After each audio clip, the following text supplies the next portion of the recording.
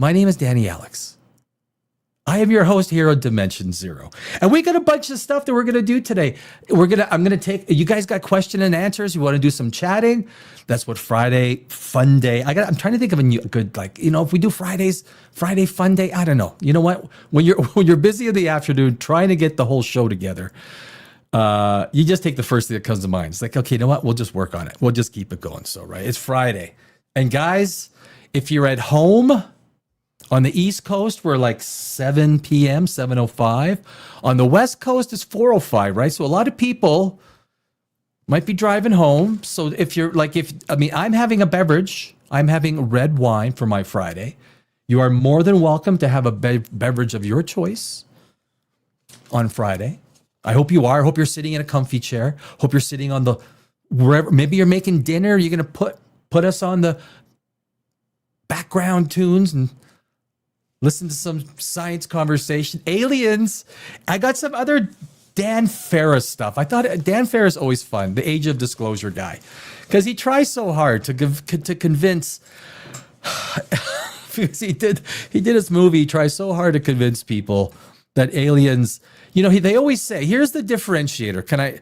The one thing that Dan Farah. And look, I believe in other intelligent life exists. I do. It might not be in our galaxy. There might be one intelligent life species in every galaxy, basically, on a statistical basis. The question is, and they always say universe. They never say galaxy. Who cares about the universe? The nearest galaxy to us is the Andromeda Galaxy, which is 2.5 light years away. Right? It doesn't matter the amount, other galaxies. And I always say, unless they have Stargate technology where they're literally somehow opening up wormholes, which would be like, if you know about wormholes, how much energy they would take to open and then how much negative energy it would take to keep it open. So the question is, I have some definite thoughts on the aliens, but I'd love to hear the arguments, guys. I'd love to hear the arguments. Hey, I am gay. Do you sport? Because my friends don't. No. Listen. Okay, dude. And friends real. Sorry, bro. I can't. Dude. Oops, I forgot Sinister here. Sinister Blitzo. Hey, dude. It's 4:05 for me. So you're in Pacific time.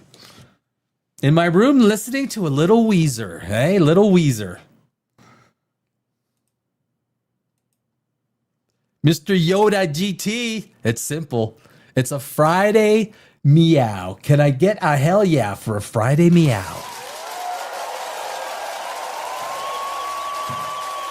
I don't want to work. I want to bang on my drum all day. Great studio audience. I got to check something here. Oh, shoot. Look at that. Okay. That's not what okay. No, that's not what I want. That's not. I wanna be anarchy. I see what's going on. Oh, my mama told me that life was like a box of chocolates. Okay, I got it. I'm with it. So much confusion. You know what? You never really settle down from confusion about a confusion. It takes, I don't know, 25 minutes to clear the cloud of confusion. Always takes some time. Listen in some Weezer. Weezer, baby. Mr. Yoda's given us a couple of meows. Sinister, did you hear about Project Ava? The AI companion Razer is making for gamers to Ubuntu or whatever. I don't know how they don't realize AI is the last thing gamers want since the RAM shortage. The one thing, hey Zara, yo girl, how's it going, girl? Fake LeBron James, woof. It's a simple woof. Double woof. We got 2 meows and 2 woofs. Someone's punking because dude just went meow twice. So here's the thing about AI. I think that it's the same thing. There's nothing you can do. AI will consume relaxins. Zara's relaxin. Quack. We got animals in the house. Are we living in Hobbiton? We got quacking, we got woofing, and relaxing. So AI, I try and keep up on all of the latest on AI. And yes, so it's the point of acceptance. It's the same thing with the internet. And it's the best example. First off, cheers to a happy Friday, everybody. I hope you're all relaxing somewhere in a safe place. Maybe you got your feet up. If I could, I would go to all of your places. I would make sure your pillow is all, I put get your feet up. I put things, I get your favorite drink in your hand. I get you set up for the show, but I can't. So I have to just hope you've done it for a Friday. It's Friday. And we're relaxing, right? But AI, the project AI about gaming and everything. So yeah, so basically what's going on, AI is trying to be, there's at every level, AI is being implemented in anything dealing with visual arts, film, games, commercials, whatever it is, drawing, stills, pictures, all that stuff. It's the same thing that I think with the internet. Do you remember before remember pets.com? If you remember pets.com, 1999, 2000, 2001, I think 2002, they went bankrupt. There wasn't an acceptance for online. And then Jeff Bezos, books were selling on Amazon. That's all he was selling. And then he came out and he revamped Amazon. I think it was 2004, I'm guessing. And slowly, the full acceptance, everyone said, no one's going to buy online. No one's going to buy something they can't touch, feel, and squeeze. No one's buying it. That's not going to happen. It may be like 5-10% of shopping. That's it. Well, what we're finding, there's a full acceptance because of the way that convenience has replaced the idea. I need some speed stick. Need some pit juice. I got 2 days left. Well, you've ordered off Amazon and it comes, although I am a proponent for shopping locally. I really am. I try and buy all that stuff at the local drugstore, at the local grocery store, just so I can keep that money in my community. When you buy online, all that money leaves your community. Like it does. It does, right? So AI, what will happen? So my last video, although YouTube is kicking me in the schnazzers, I don't know why. YouTube is such a frustrating place. It is, guys. Like, if you don't get into YouTube, unless you really want to just get frustrated beyond belief, My last video has the 76% average view duration, right? Anything over 70 is godlike. With a CTR, I think it's 4.4%. It's not. But anyway, still, trying to get views out of it is it's ridiculous. But AI, there will come a point where AI is so much superior, you won't even notice it's AI. You can still kind of notice it's AI, right? There's still these little bugs. There's little things that you see, and it's AI. Like the Coke commercial, the 2025 Coke commercial. You knew it was AI, but it looked good, but you knew it was AI, and that's somewhat offensive, right? For some reason, it's like, look, now they could not have filmed that with all the animals and everything. It's impossible. There's no way they could have filmed that. They would have had to have an entirely different video concept. So I think my idea on that, Sinister, is that even though there might be roadblocks to implementing AI graphics in the gaming industry, it's inevitable, because it will become so seamless that you won't be able to tell AI from gaming, from real life, from everything. It will become so. I don't. And look, the way the new models that released just on January 1st here, like I said, I've been using some of them for the videos. Insane. Like, they're just insane. They really are. So I don't know. We'll have to wait and see. But I think, yes, there will be.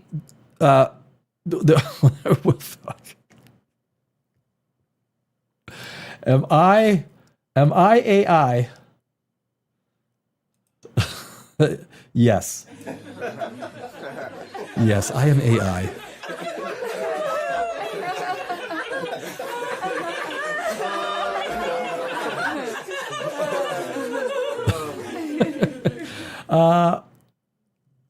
We have frogs. Well, so Yoda's being that's rub it, rivet. That's cool. Zara, what does the fox say? The fox. That's a good question. What does the fox say? Alexander Aguirre, Zen N7XR. Good morning, my friend. Good morning. How about the mongoose? Am I a clump of cells? Little terrible. Well, yes, I am. So are you. I mean, that is science. That is definitely science. Yeah. Friday night. I don't want to work. So I will salute you. Cheers. Salute. Salute to all of you. Happy Friday. Happy Friday. How was your dinner yesterday, Zara? You had dinner with your mother came and cooked you some chicken, potatoes, Brussels sprouts, and carrots, if I recall. That sounds pretty good. I mean, it sounds really good. Actually, it sounds really good. I feel like KFC now. I might do some KFC. What do we want to do first? So there's some. Wait a sec. This isn't today's show. I was like, am I repeating yesterday's show? What the hell? My mom and stepdad just left. Get them out of the house. Get them out of the house. I know they're good. I'm just kidding, right? In a fun way. They're probably going out dancing, having some fun. Guys, I want you to so there's an interview. Well, I'm not sure if we want to deal. I'm going to start with the Pope. Okay, I got to start with the Pope. Oh, jeez. Did you guys see the Pope? I was going to do this yesterday. I didn't do it. But the Pope, I mean, the Pope is out there. He's just absolutely, I'm not a religious guy. And if you are, that's cool. That's, you're just as welcome. No, I don't want a video. I want to share the Pope experience. Where is it? There's Pope. Oh, Pope Francis. Did you guys see this?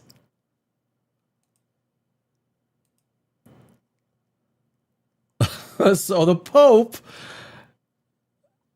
he was on the Pope Mobile in Chile. This was 3 or 4 days ago. He was on the Pope Mobile. The guy is so cute. Like he's going to go administer CPR, right? I mean, it's so.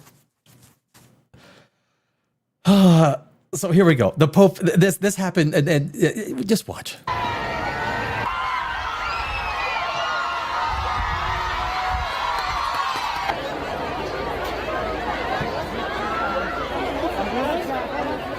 Oh wait, that's not the one.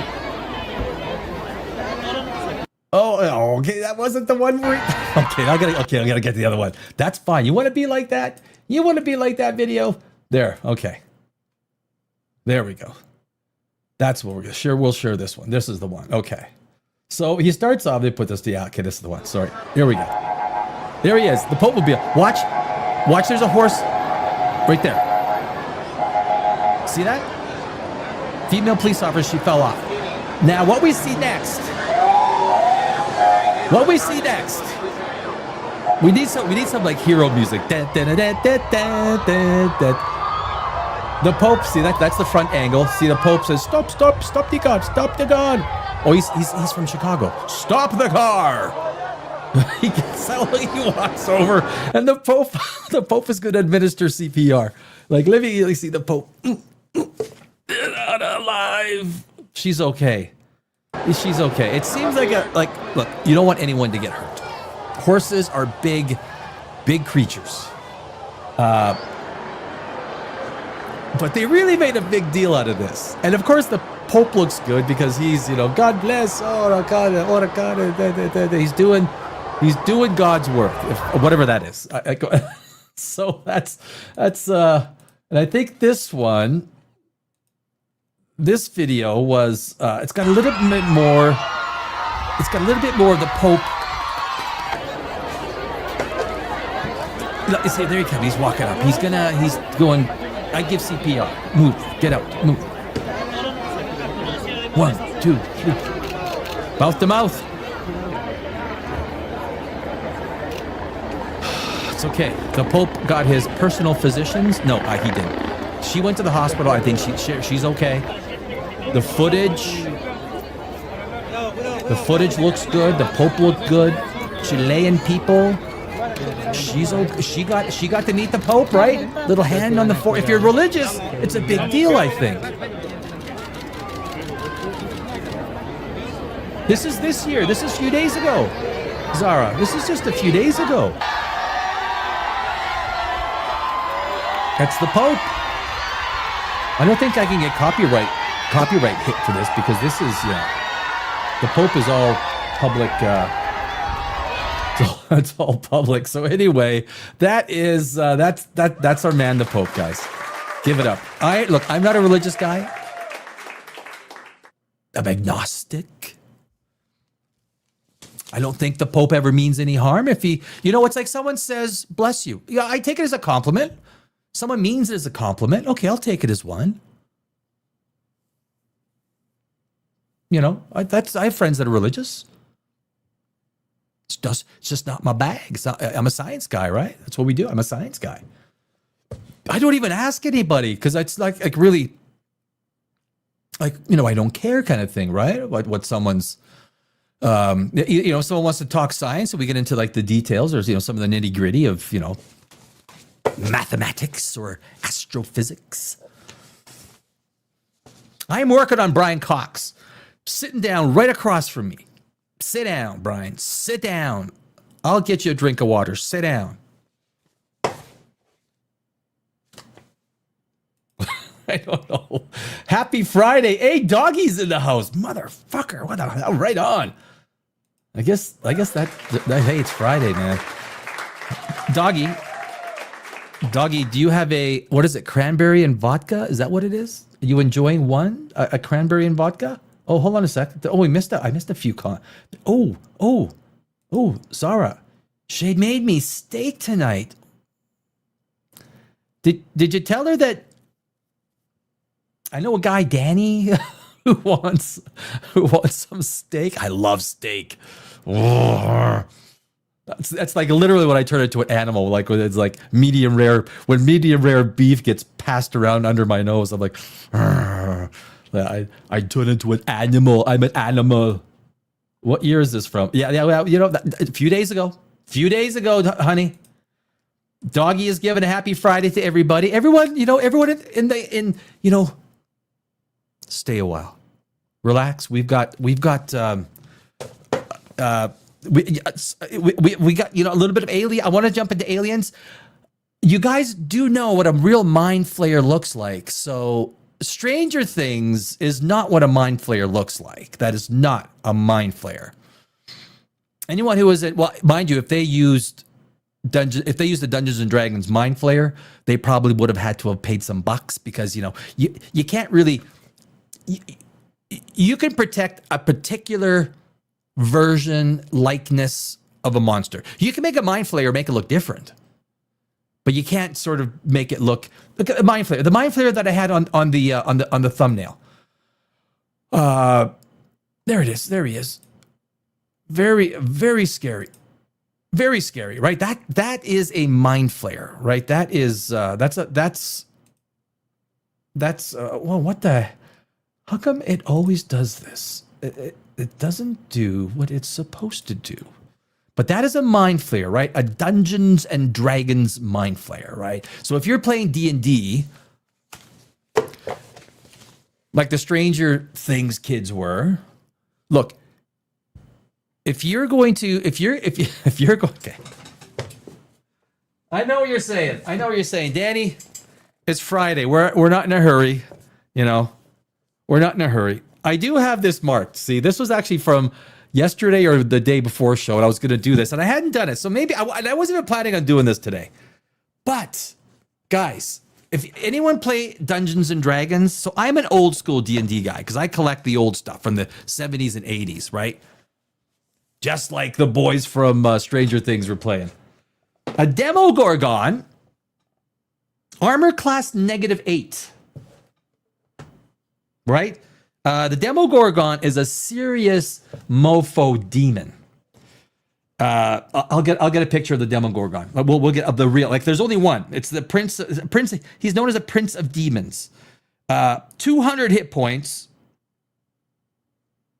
He's 95% magic resistance. 95% magic resistance. So they were talking about casting a fireball or something. Why? There's a 5% chance it's going to affect them. You don't attack the Demogorgon with magic. You don't. I mean, total inconsistency. Season 1, episode 1, Stranger Things. You're not going to attack the Demogorgon. 95% magic resistance. Supra genius. That means intelligence of 25. 18 feet tall, chaotic evil.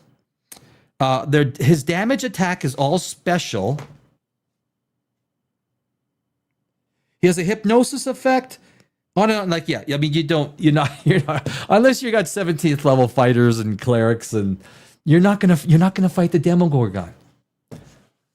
Let me get because that's a mind flayer, right? That's a real mind flayer.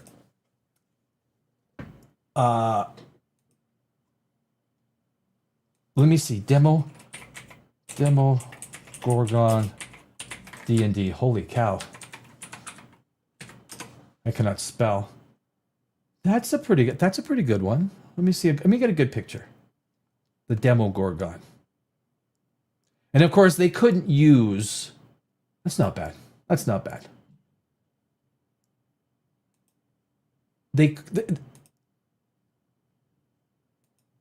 There we go. Did that come? There we go. So. Oh, I see. So that is the Demogorgon, right? I mean, it's kind of like two hyena heads, 18 feet tall. A Demogorgon, like, had a flower, had a petal face, right? In Stranger Things, had a petal face that opened up. It's not a Demogorgon. It's not a Demogorgon. That's a Demogorgon right there. That.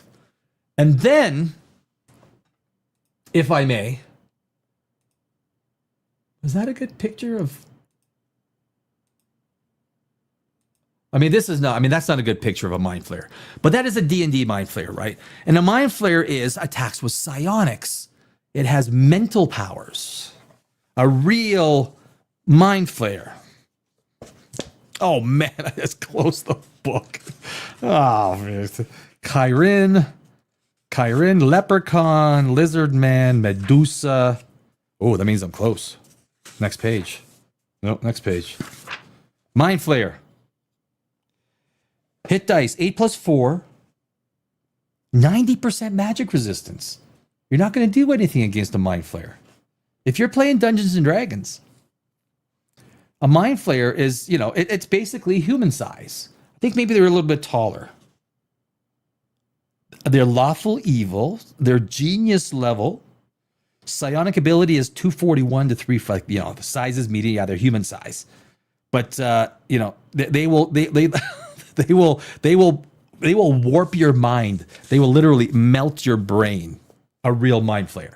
So those are real things. So they took everything, and if they're going to use these same Dungeons and Dragons images, they would have had to pay some bucks. And they didn't want to pay some bucks, so they totally changed everything and made it so that they didn't have to pay money for the privilege. But they use the name. But anyway, that's I don't know how many guys still play Dungeons and Dragons out there. I don't play it. Don't have time. But I do collect. A big collector. Old books. The old 1979 Dungeon Master's Guide. The original books, right? The 3 original books. Deities and Demigods with Cthulhu.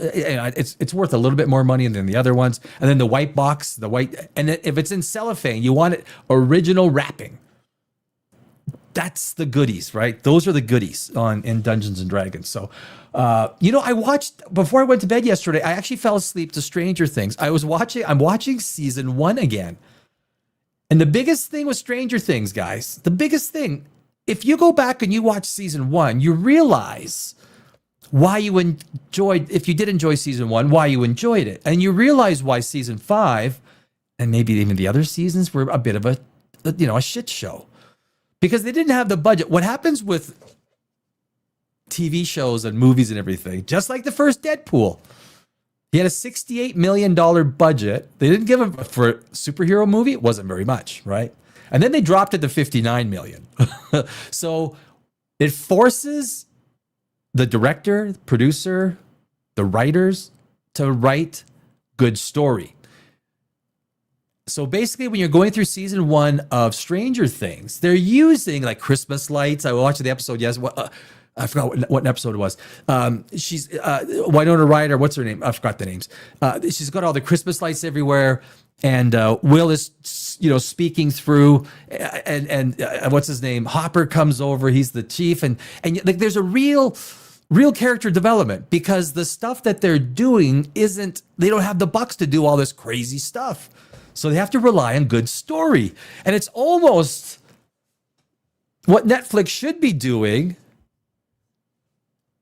It should be like, your budget's $5 million an episode. It's like, what? $5 million an episode? We can't do anything with that. Really? You can't do anything? Find a way. Write some good stuff that doesn't need all this crazy stuff that gives you a crutch, and then the story is crap. But if you watch, it's an interesting thing. Watch the first season of Stranger Things. You'll realize that the characters, some of the acting there, the younger kids are always, hard to get perfect. So you gotta, around the edges, you kind of see it, right? But you see the reason that the show became a phenomenon. And I don't think you can ever point to the reasons why a show becomes what it is. Why did Game of Thrones become what it is? There's generalities that you could say this and that.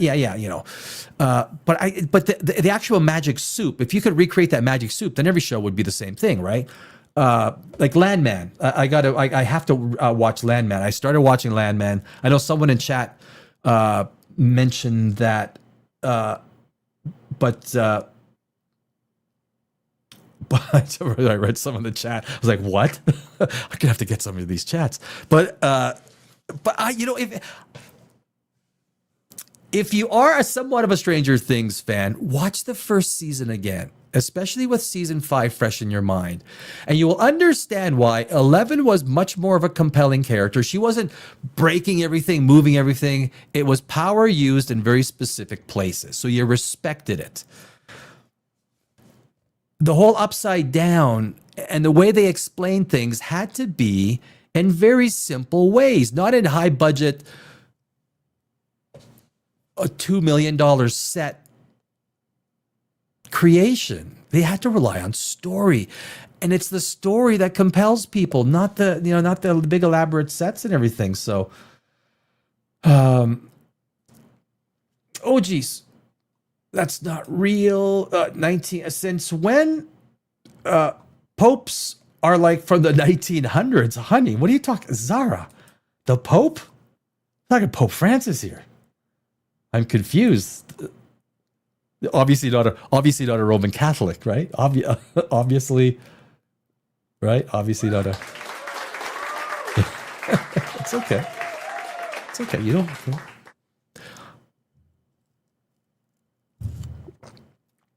Red wine, my friends. It's Friday. It's Friday. It's serenity now. Serenity now. I've seen the I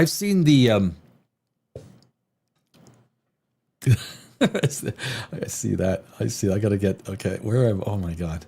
Okay. Not yet. I'll make one. I was getting some bets in. Okay. All right.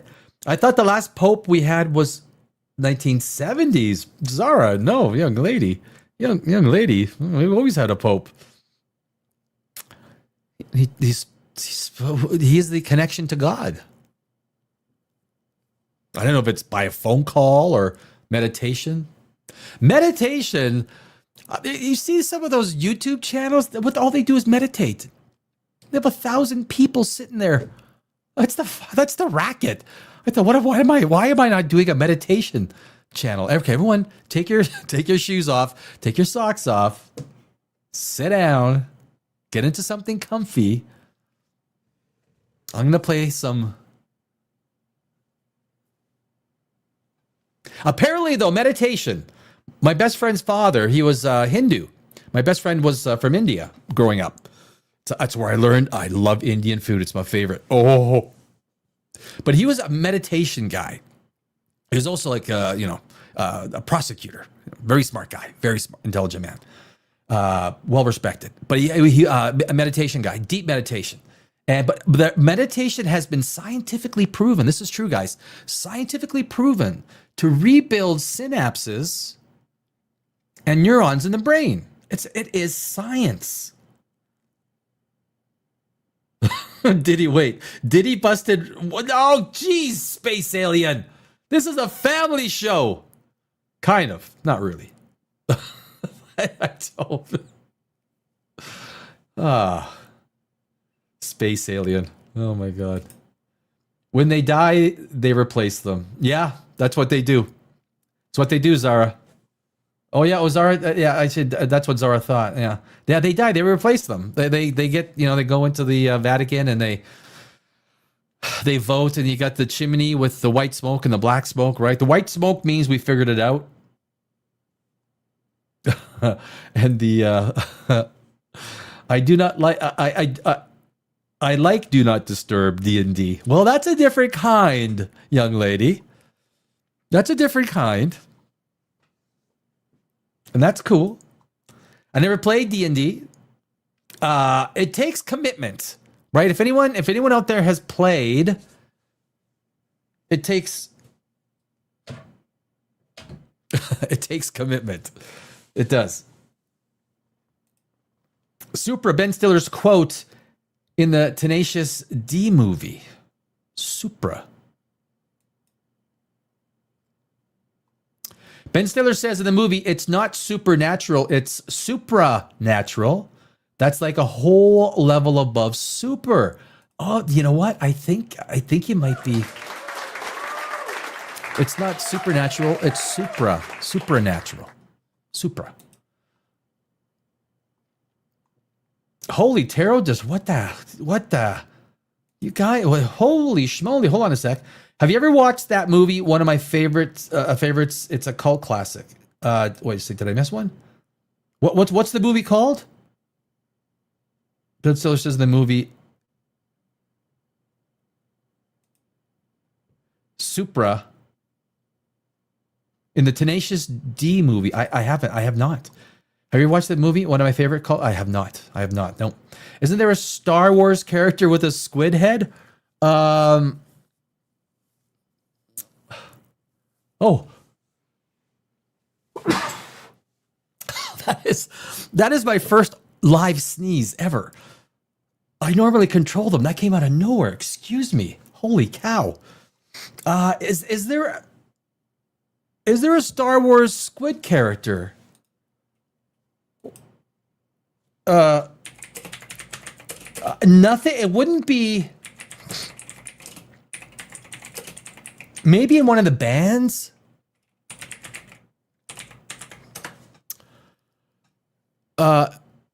Squid. Well, yeah, he looks very different. Yeah, it's very different. Squid head character. Sorry, Tessek, a male Quarren who served as Jabba the Hutt's accountant in Return of the Jedi. Where's it go? I gotta show this. I got to show this. It's this guy. Can I show that? That's too small. That's too small. Is that big enough? Yeah, that's good enough. Open image in. That'll work. It was remove. Stop screen. Let me get this. Share screen. Mind Flayers, Squid Head, Star Wars. There he is. There he is. That guy. Right? That guy. He was in the first one. But he's very different. He's very different than a Mind Flayer. I don't think there was any overlap. Although Star Wars, this would have been back in the 70s, right? So Tessek, his name is Tessek. Tessek. So yes, you are correct. You are correct in that assertion. Yep. Whew. That's well done, doggy. I was like, I did not know that. I get like every day I freaking learn something from you guys. I do.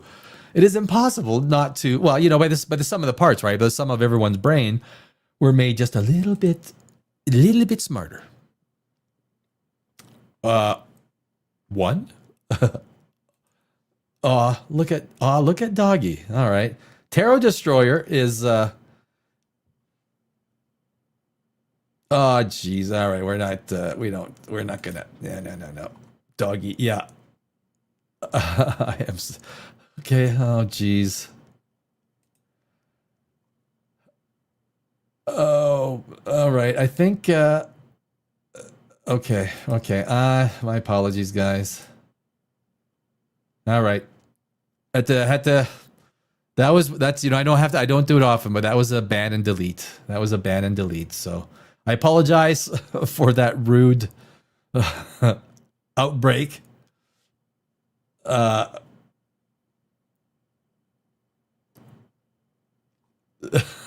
Okay, Zara's getting back. I can't put that one up. I will. Yeah, you could hit wind chimes mumbly with the stick. Okay, yeah. Oh, right. Yes. This is to the meditation, YouTube and meditation.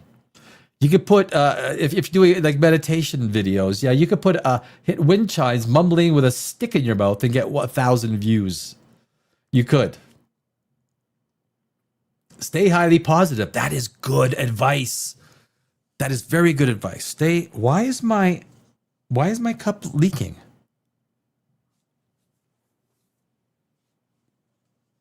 Why is my cup leaking? That means I may have to drink it faster than I intended. Bivy Strident says, this sounds like a bunch of bullshit. Bullshit. How old were you when you realized you're gay? I still haven't realized it because I'm not. So,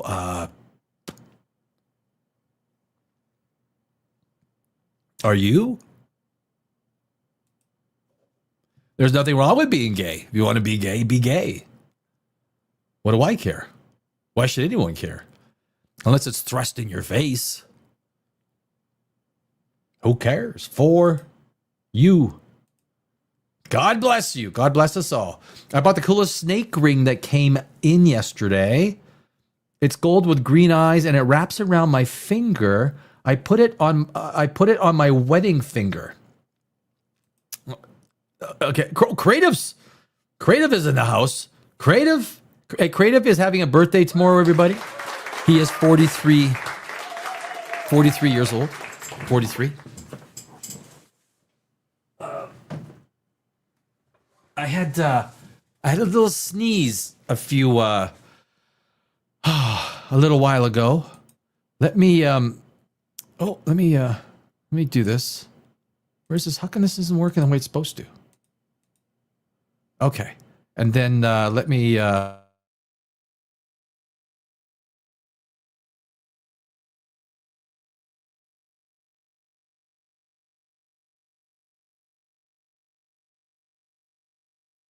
there we go. I'm back. That sneeze really put a little bit of a kibosh on me. Holy cow. You know when you sneeze, you get that nose tingling and it doesn't stop? That's what, why is this? My cup is leaking. I guess, I reuse cups. Like I don't throw them, I reuse them until they start leaking, I guess, right? That's what we do. But let's, creative, what's up? What did I miss? Well, not a whole lot. We just had to ban someone for foul language. Everyone is always welcome in Dimension Zero. It's a family. Everyone in the back, and even if you don't want to talk, even if you don't want to chat, hang out. It's family. It's family. It's Friday. We are, what do I want to do? Oh, so we did the Pope. So Pope saves the day. We did that one. We did Mind Flayers and the Demogorgon. That's what you've missed. Mind Flayers and the Demogorgon. And I'm recommending season 1 of Stranger Things again, just because season 5 kind of sucked. So I'm recommending season 1 for anyone that wants to rewatch, just to get a feeling of maybe it was actually not a bad show, right? I don't know if, but there. Okay, guys, this is. I want to get a little bit of science. This news came out. Let me remove this stuff. And then this came out. This news is absolutely crazy. NASA, 4 astronauts, star being shredded by... There's a star being shredded by a black hole. Now, the result... How does that look? I think we're okay on that, right? Can we get it bigger? Oh, I know what we got to do. We got to do here. My apologies. This is the amazing thing about the universe and science.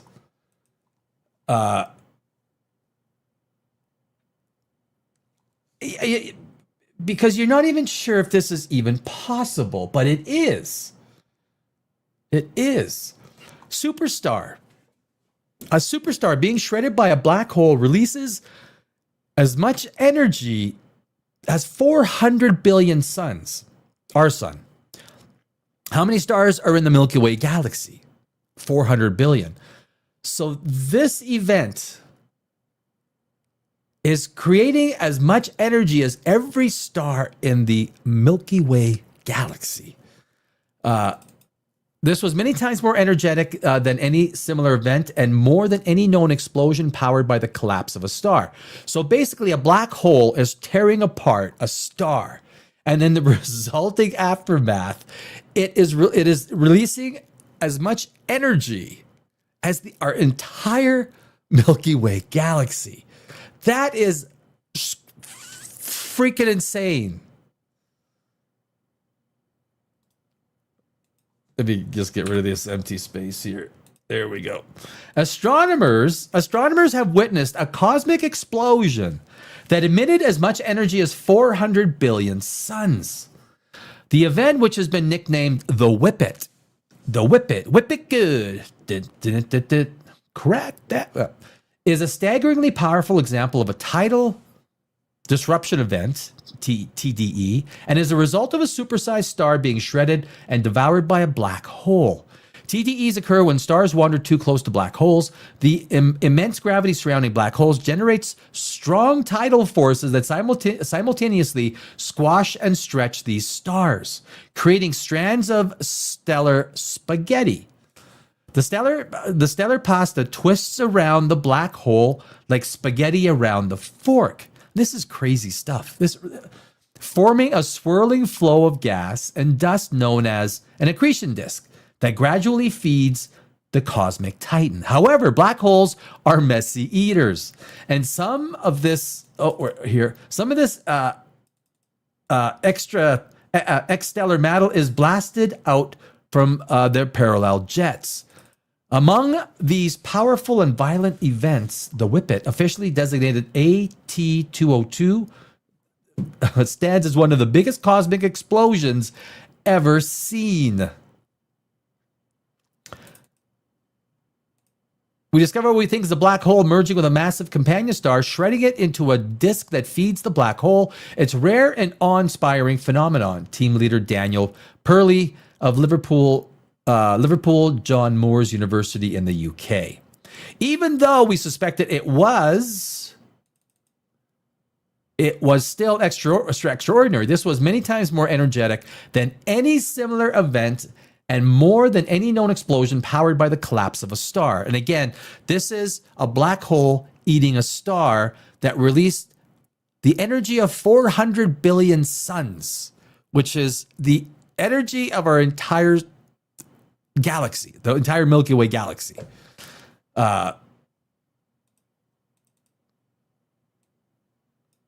Not only do these events help us identify black holes, they provide a new way to identify where black holes occur and how they form and grow, and the physics of how this happens.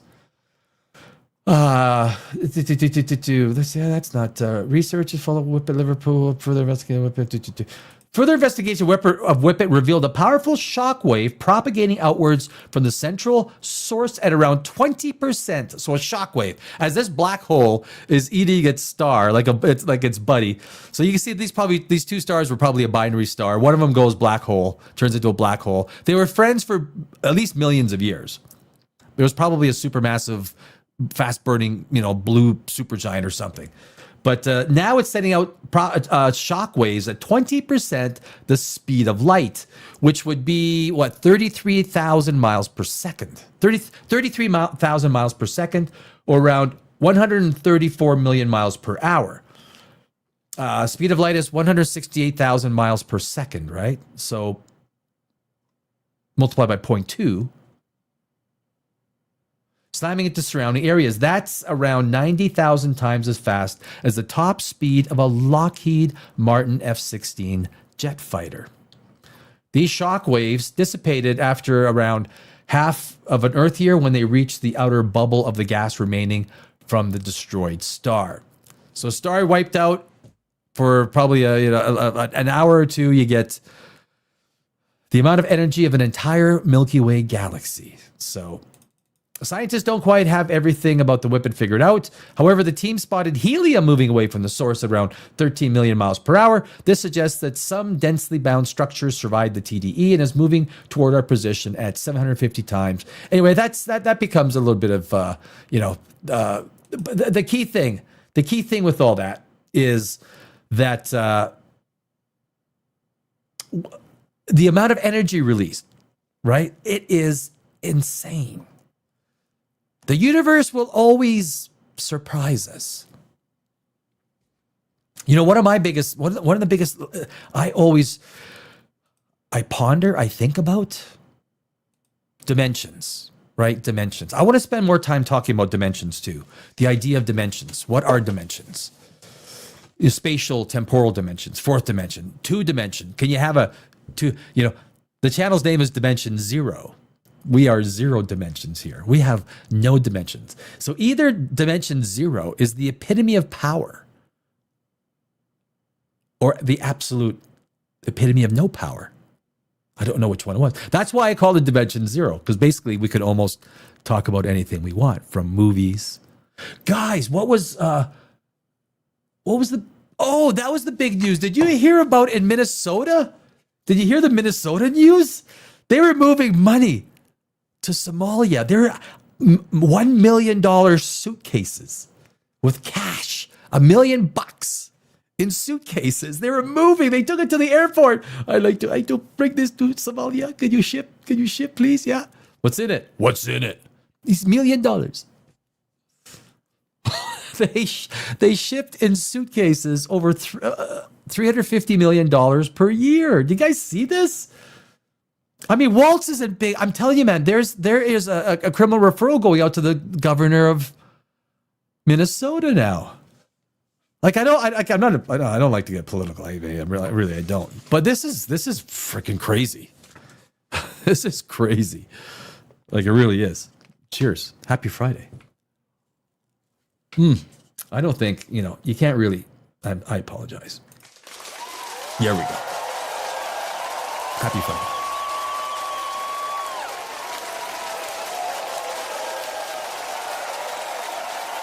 Where's my cup leaking? Oh, I think right there. Oh, I see. Okay, that's okay. That's fine. So that is the sick astronauts. Did you see? There's only 3 people on the space station now. They'd have a.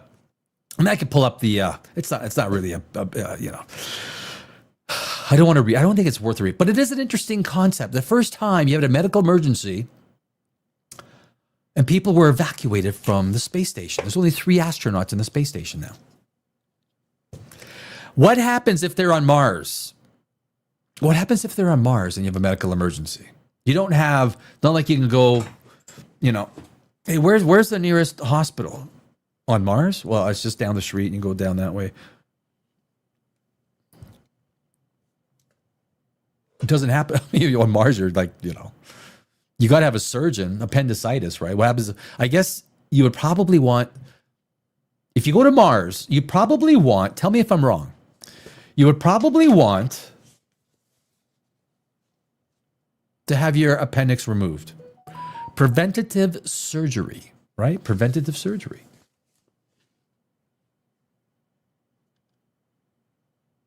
I had appendicitis 3 years ago, in the United States, in Los Angeles. It was expensive. It was freaking expensive. I won't get into the healthcare system in the United States, but there's the number one reason people go bankrupt in the United States, right? Healthcare. And meanwhile, the Somalis are sending $1 million a day to Somalia, cash in suitcases. I saw this story today. I'm like, what? This one reporter went to this fake, they're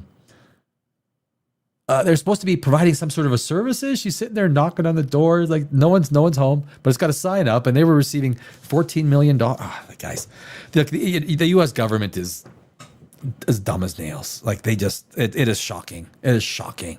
I think there's probably $250 billion in fraud every year. Like, why do we not have an audit on the Pentagon? Have you ever asked yourself, why doesn't anyone say, so there's $1 trillion to the Pentagon. Can we line item this stuff?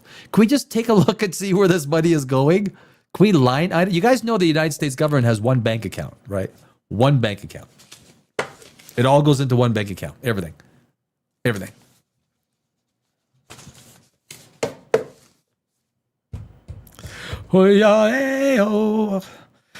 So with aliens, guys, I got to pull this clip up. And it's I don't want to show the whole clip. Where are we here? Show files. CBS. Oh shoot, it's not there. Okay, that's cool. I think I put it in the. Oh, there it is. So okay, let me put this up here. Remove that. So with Alias, this is Dan Farah. I played this one before, but I don't know if the true impact of everything really hit home. The stupidity of what he's trying to argue is basically his very own words project the truth. I can remove the Joe Rogan experience. Right, let me. So how come it doesn't say? I'm really getting frustrated with StreamYard. Oh, geez. Hold on a sec. Where's the? Okay, so I'm not going to play the whole thing because I have played this once before, and look, it's actually not a long clip, but a lot of people might not have seen this. But this is Dan Farah. He is the writer, producer, director of Age of Disclosure. And I've been saying all week I was going to play this because there's a couple of things right off the start that are so asinine. And you ask yourself, why not believe these people? Why are these people living in La La Land when it comes to aliens and not that aliens exist. I will argue that aliens and other intelligent life exists somewhere in the universe. It's not the question. It's whether it's in the galaxy or not. Do they exist in our galaxy? And are they visiting us? It makes no sense, and I've said this before, it makes no sense that these high tech, these aliens that are 100,000 years ahead of us, their technology is so bad that they crash constantly. The Russians have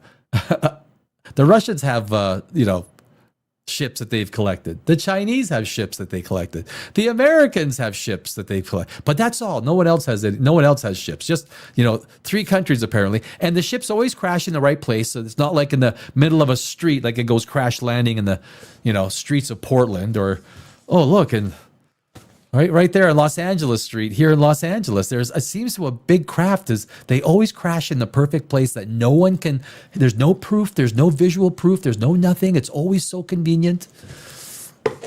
But if these ships have technology that is 100,000, they have the power to cross light years. They hit our atmosphere and they can't drive. They crash left, right, and center. I know they don't care about the dead bodies. They just leave the bed dead. It's a gift. Keep the dead bodies. Keep the ship. We don't care. Right. So anyway, this is I will stop it in places to accentuate my point. Hopefully it all comes out and people can legally talk about it at some point. And again, this is the guy, Age of Disclosure. It's the big new aliens movie that is, I watched it. It's just hearsay. Basically, it's just a bunch of hearsay. But listen to what he says. But can you talk about it without? I know there's been multiple contact events. Like coordinated straight up, contact like straight events? up contact events. So multiple, he's saying there is multiple contact events. Let me set this up.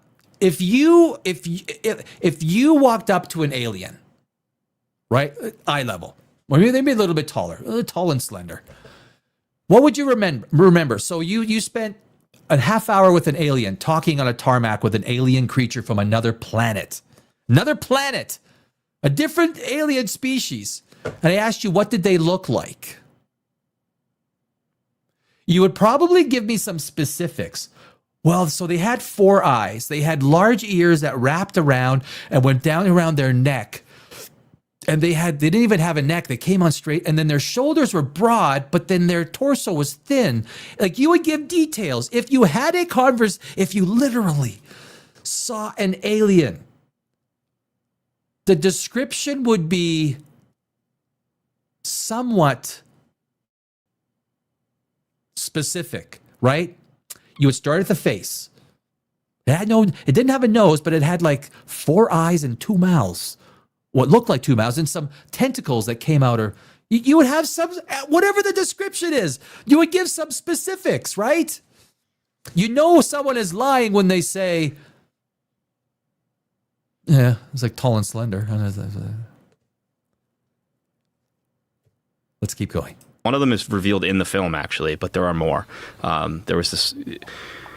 Several of the people in my film talk about an event that happened at Hallerman Air Force Base where 2 non-human crafts approached. 2 non-human crafts at an Air Force base, okay? Approached the base. One landed. One landed. There must have been dozens at an Air Force base. There must have been hundreds, possibly thousands of witnesses. You don't land at a frickin' Air Force base and only 1 or 2 people notice. Walked out and interacted with Air Force officials and CIA officials. And a couple people go on the record talking about that in the film. But there have been other events, I've been told. How are those beings described? That's the key question. So the guy says that this tic-tac-toe alien ship landed. They walked out. And they spoke to people at the Air Force Base. Joe Rogan asked the question. And how are these beings described? Which is why I brought it up before. If you saw an alien, if you saw me, if you and I went for a coffee for a half hour, and you say, well, what did Danny look like? Oh, you'd say, well, he had glasses, he had kind of like this, he had a beard, this and that. But he had there'd be specifics. You spent 30 minutes with me. Joe Rogan asks, so you would think that, okay, well, this Air Force Base guy, like he was belly to belly with them. I don't know what language they were talking. Maybe they had like Google, they had like Alien Translate.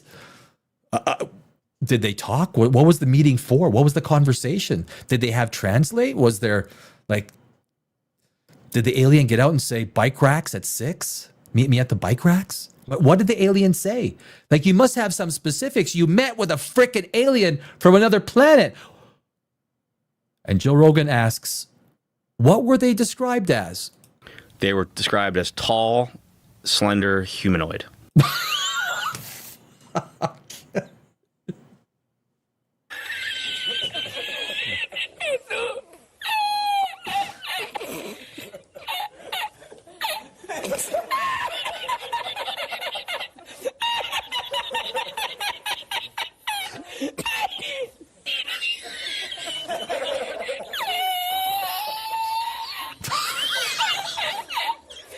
tall, slender, and humanoid. That's all the detail you got. That's all the details you got. You went belly to belly with an alien from another planet. And the only detail you got was tall and slender. I think was it LeBron James? Was it the Lakers basketball team that you were maybe? Was it a volleyball team? Was it the U.S. female volleyball team? Tall and slender? You've just described 3% of the entire population on Earth.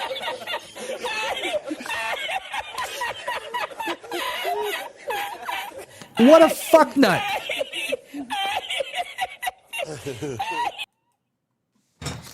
This is my point.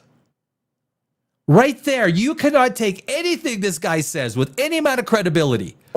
You're trying to make it, wow, it sounded dramatic until, so these guys met belly to belly. You guys were like on the Air Force Base. So there must, on an Air Force Base, like an Air Force Base has thousands of, enlisted officers. Everyone's watching. Like, did you see the Tic Tac alien ship that landed? Better call my ma. I'm gonna call me ma. You like dogs? Excuse me, what? You like dogs? Oh, you mean dogs? I like dogs. You see the alien ship out there? No, I didn't see the alien ship. No one saw it, except the one guy that met with the alien. He met with an alien. Yeah, he met with an alien for like a half hour. Really? What did the alien look like? He said tall and slender. That's it. Police descriptions, when they're doing a victim thing and someone gets a glance of the perpetrator? Just a glance, a basic glance. They will have more details of just, I only caught a glance of the guy. Only caught a glance. But here's my description.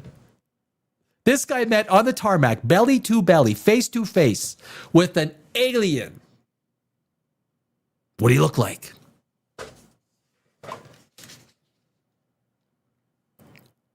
Tall and slender. Okay, let's keep going. There's one more. You guys listen to this. Should I preface this? Let me preface this. If you have thoughts, we think, right? We all think. We all have thoughts. We think more than we talk. We probably think 100 times more than we ever talk, maybe 1,000 times more. How would you ever know if a thought that you have is not yours? Ask yourself that genuinely, honestly. If you have a thought, how would you know it's not yours? Is there someone's do you have to preface it? Like the thought comes in, oh, BTW, this is not your thought. And then the thought comes. How would you ever know a thought is not your thought? It's part of the thing where, when someone thinks that God is talking to them. Like, look, I have thoughts too. I have no way to discern. Like, look, my dad passed away. Did your dad talk to you? What? How do I know which thoughts are mine and which would be someone else's? I don't know. Anyway, I need to set I set this one up. Listen to this mofo. You know what? I'm trying to get an interview with this guy. If he's willing, if this guy is willing to sit with me with some real fucking questions, excuse my language, I will not say questions again. To sit with me and let me ask the questions. Like Joe Rogan was a candy ass. Joe, you were a candy ass with this guy. Candy ass. That's ASSSS. You don't let a stupid comment like that go. Really? Joe, you're better than that. So anyway, this is another reason why this Dan Farah guy thinks that if someone entered a thought into your mind, could you really distinguish it from someone else? Like who? And the another thing that I heard that gave me chills was that. Let me also preface this. Another thing that I heard. So now he's talking hearsay. What he's talking about. So it even makes it worse. It even makes this part of his story worse. Let me continue. Someone involved with a recovery interacted with a non-human being that... A non-human being? What do you mean? A bear? A cat? A mongoose? A tarantula? You mean alien, right? Okay, we'll just assume it's an alien, non-human being. Was dying, and it was dying. Heard thoughts in his head that said, "You humans don't know your full potential." So he met up with a non-human entity, and he heard thoughts in his mind that you humans do not know your own potential. Let me play that again. Interacted with a non-human being. How were those beings described? They were described as tall, slender, humanoid. It's also such a specific and the, description. Here we go. Listen. Another thing that I heard that gave me chills was that gave him chills. Someone involved with a recovery interacted with a non-human being that was dying and heard thoughts in his head that said, "You humans don't know your full potential." It gave him chills. He heard a story from another person. Honestly, I have thoughts all day long. I assume you do too. How do you know your thought is not your thought? How do you know there's been a thought placed inside your mind? It's absolutely asinine. Is it like a precursor that says BTW? Like I said, PTW, this and this. This is not your thought. This is a implanted thought. Oh, wow. I had a thought that came with a precursor. How do you take this guy seriously? I am trying to get an interview with this guy. I will guarantee you he will not come and have a one-on-one with me. Because I will ask him the questions that will make him look stupid. I am shocked that Joe Rogan didn't have the gumption of these two things. It gave him chills. I gave him chill. Ooh, a chill. What was that? Those, my friend, you felt were chills. And that was said to me by a very senior, older guy. A very senior, older guy. Like, it was told to him by a very senior, older guy. How specific. Wow. Fuck, I'm convinced. I'm absolutely fucking convinced that there's aliens visiting us because some senior, older guy told him that some other guy went and found some non-human thing that was dying and implanted a thought that you humans have more potential. Oh, like that's all I need. I'm an absolute alien believer. I'm in. The intelligence community. You know what I'm saying? And I thought that was pretty incredible. That was pretty incredible. This guy would get.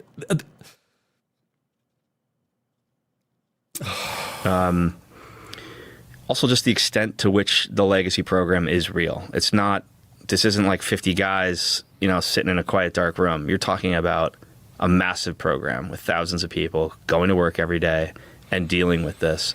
And to me, that is mind-blowing, Right. Yeah. Tall and slender. His proof, he's so good at getting all the deep info out from people that have met belly to belly with aliens. What did it look like? Oh, they were tall and slender. Wait, you're telling me so this guy met belly to belly with aliens, like an alien being? And all he said was tall and slender?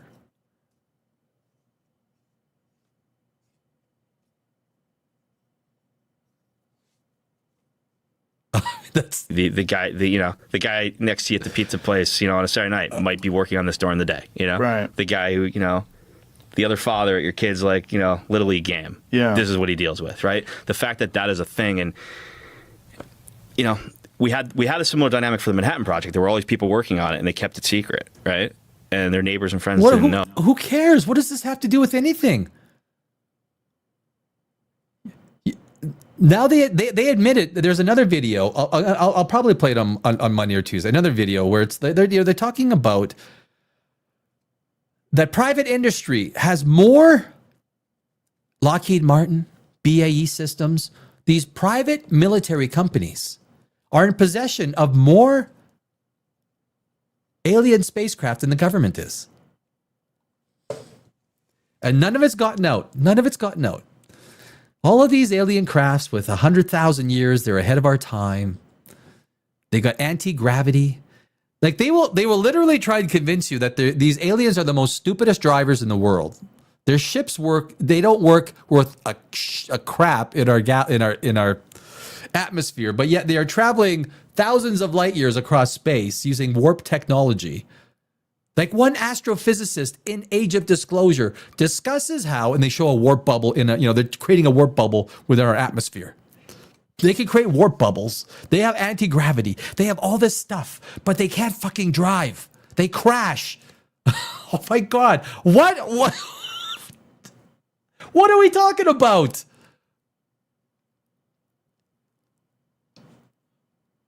Oh, but this is that on steroids. So, after the Manhattan Project, which was had a budget in the billions, this situation arose, and it had to be even more secret than the Manhattan Project, because the Manhattan Project, we found out in hindsight, leaked, right? There were moles.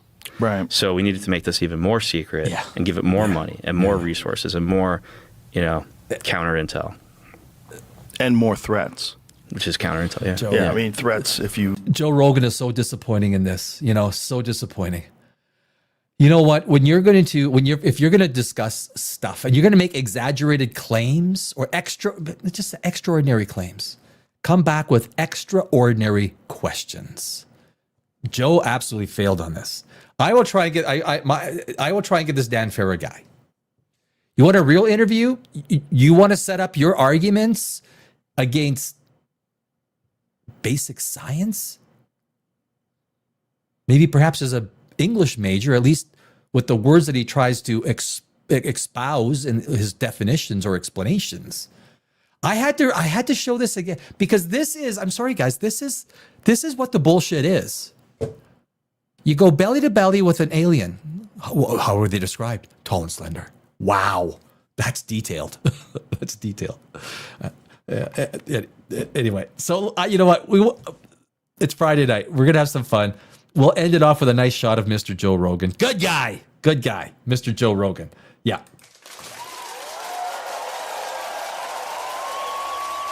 We got a few other things we've got to do. The comments. Holy cow, Pete, you guys are talking.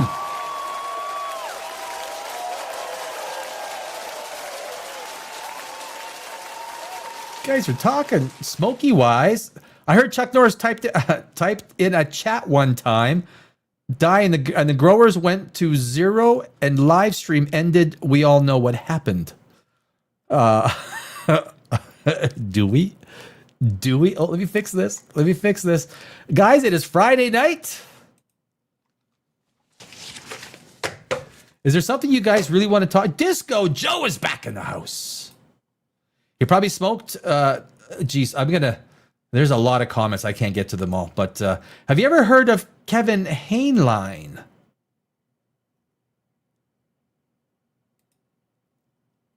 No. Thank you, Zara. I'm totally freaking out about my birthday. Super anxious. Oh, geez. What do we miss? What do we miss about Creative Creatures having a birthday tour, everybody? I think, as a community, as a growing community of people, I think it's great to. All week we've been telling people it's Creative Creatures' birthday tomorrow. 43 years old. 43 years old, my friends. 43 years old.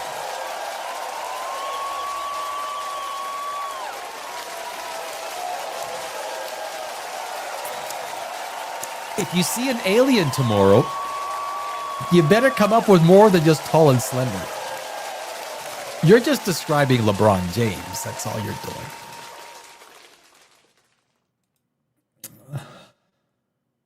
Oh, wait, did I go to the bottom? What happened here? Oh, I totally lost my place with all the comments. Thank you, Zara. I am totally... What? Oh, I see. Okay, I got. I am totally freaking out about my birthday. Super anxious. Why? I did ask you why. He probably smoked too much of that episode. The only thing men really want to know about aliens is, can we sleep with them? That's true. Are they? Can we? Do aliens? What you're saying, Disco Joe? Let me make this 100% clear. What you're saying is aliens, alien females, if there is such a thing. Maybe perhaps they would have a different biology, but let's just assume aliens have male, female. Do you want to have sex? Right? So if it would be an interesting baby. Like maybe does like the, I don't know if the genetics would work. Like you'd have to have, I don't think you want to sleep with them. What you're saying is you want to have intercourse, Disco. You want to have intercourse.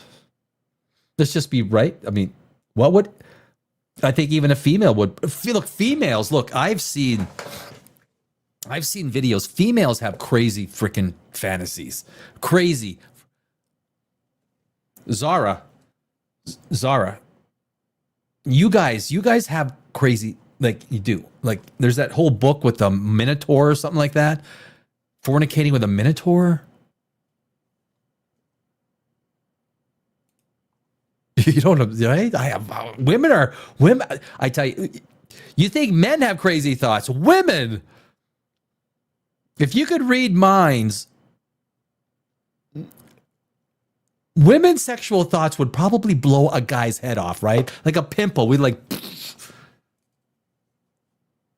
I'm sure we would. Yeah, one of my favorite teachers ended up dying of a heart attack at 43. Oh, dude, what are you saying? What are you saying that for? You are literally turning 43 years old tomorrow, and you bring this up. No, my friend, no. So kind of anxious all about it. Well, okay, look, there's no equivalency, so relax. And you should be drinking more red wine because red wine is good for the heart. All right? It's good for the heart. I have red wine. Happy Friday, my friends. Happy Friday. It is a great Friday. It's a great Friday to be alive because, look, leave your worries behind for a couple of days. Just forget about it. It's okay because we need to forget about the problems. We do. Everybody. This is why you're here. My name is Danny Alex. We are here to meditate. No, we're not. But just to hang out with friends, right? Just to hang out with friends. That's all we're doing here. We're hanging out with friends. If I'm going to get more wine, I'm going to need another cup. Because I lost a...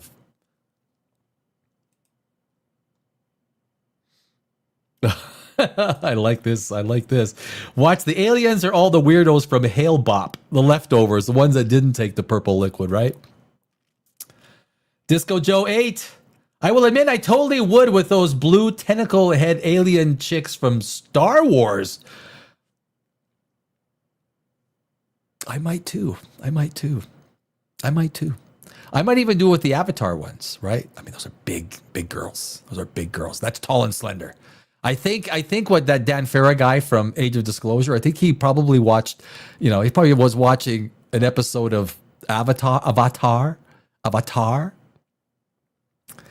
and he probably auditioned finger puppets, and that's what he's getting confused on. That's what I think he's doing. He had a tug of war with Cyclops, and he transposed it with aliens.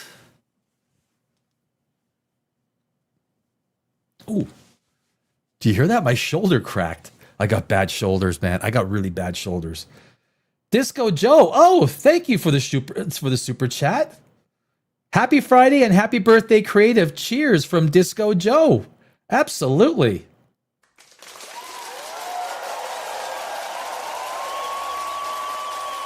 If you got a birthday, you can let me know. We'll celebrate it here with you, I mean, if someone like Creative, if you really said,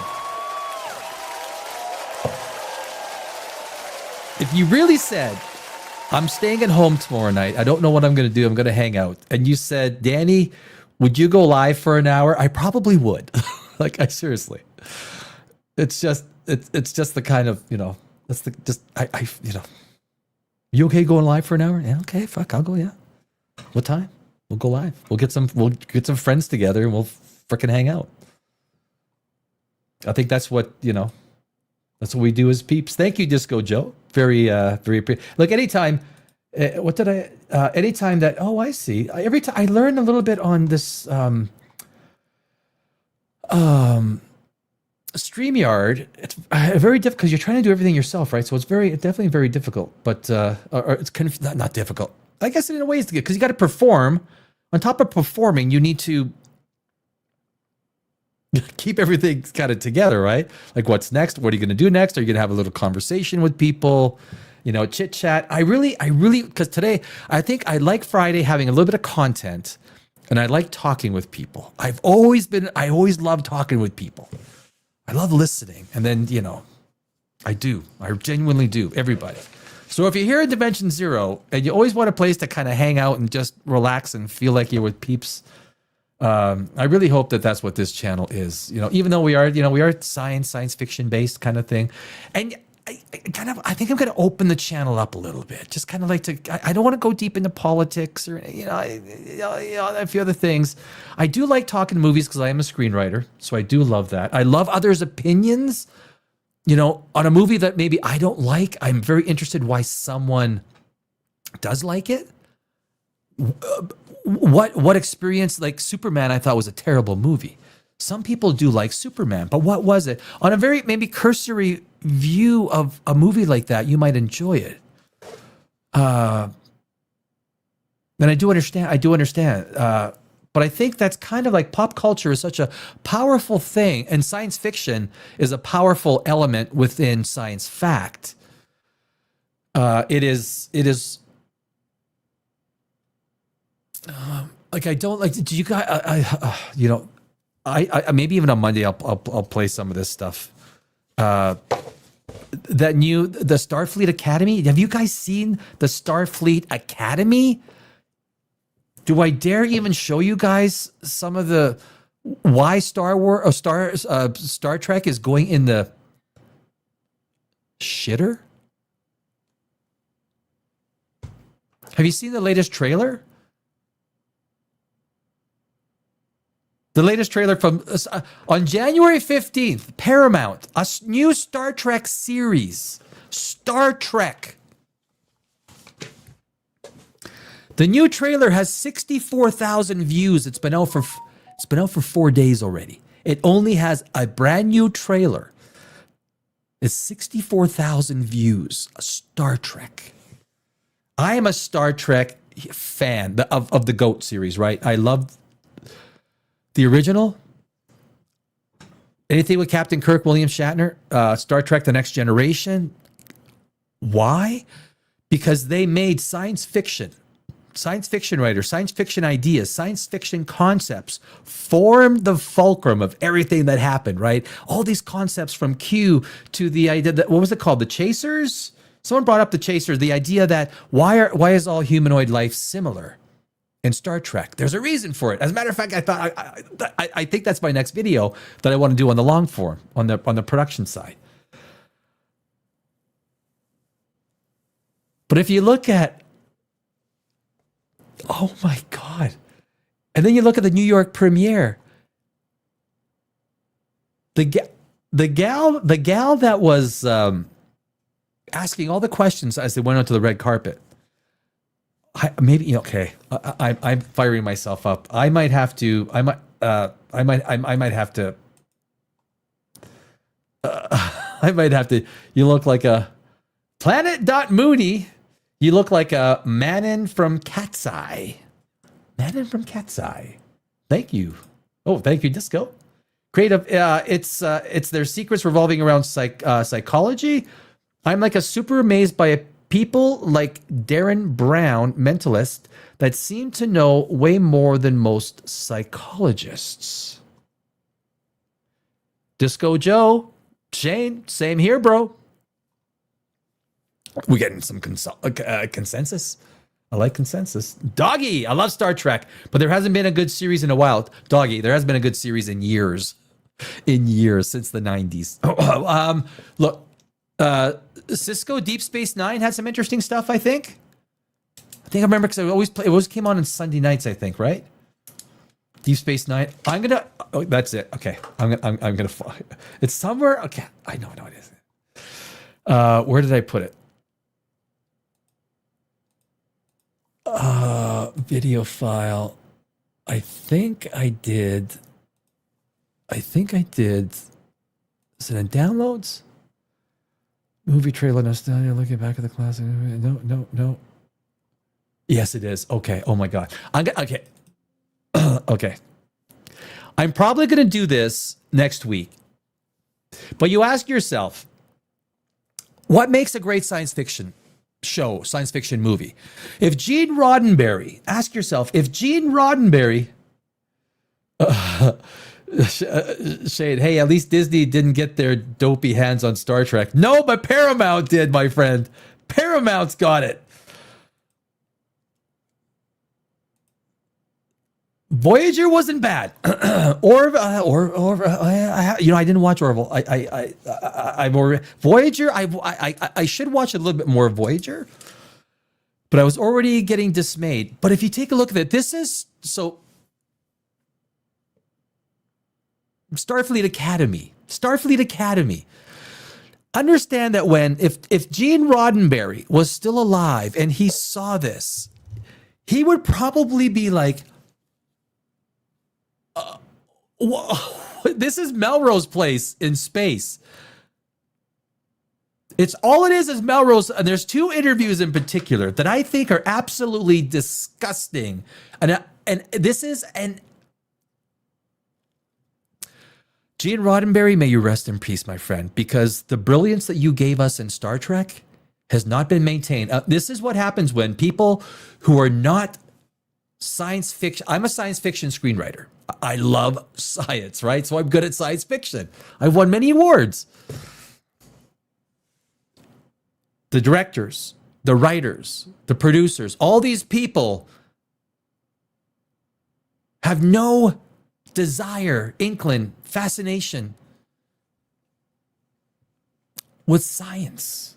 Listen, watch this. I'm going to have to find. Hello, friends, family. I'm going to have to find the, and I will. I know where they are. Fans at home, my name.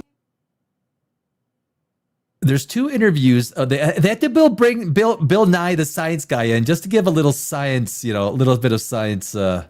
This is one of the. Did I get that pretty good? This is one of the producers and writers of the new series. And here I have Star Trek.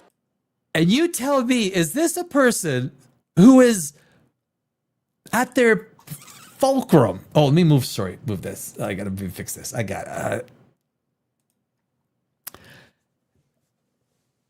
If I'm going to write a science fiction series, Star Trek, and I'm the producer, I'm going to say, I want someone who's got some science fiction chops, right? Science. Do you like science? I'm going to ask them, please define me what a black hole is.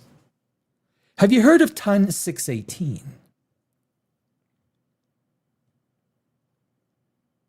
What is the speed of light? Can mass achieve the speed of light? Just basic questions. The same thing that George R.R. Martin asked D&D. Basic questions. Do you understand science? Listen to this. This is one of the writers, producers. You would think it's a Star Trek show that this person would be a science fiction connoisseur of some degree. It looks like fashion might be a little bit more important to her, right? It might look like that. Alum, Beckett Mariner, my loved one, Tawny Newsome, writer and co-producer. Co-producer. Big deal on Starfleet Academy. Tawny, how are you feeling? I feel amazing. I'm so happy to see you. So good to see you. Focusing on seeing my friends. That's the way. I was like, you know what I want to do? I want to get dressed up.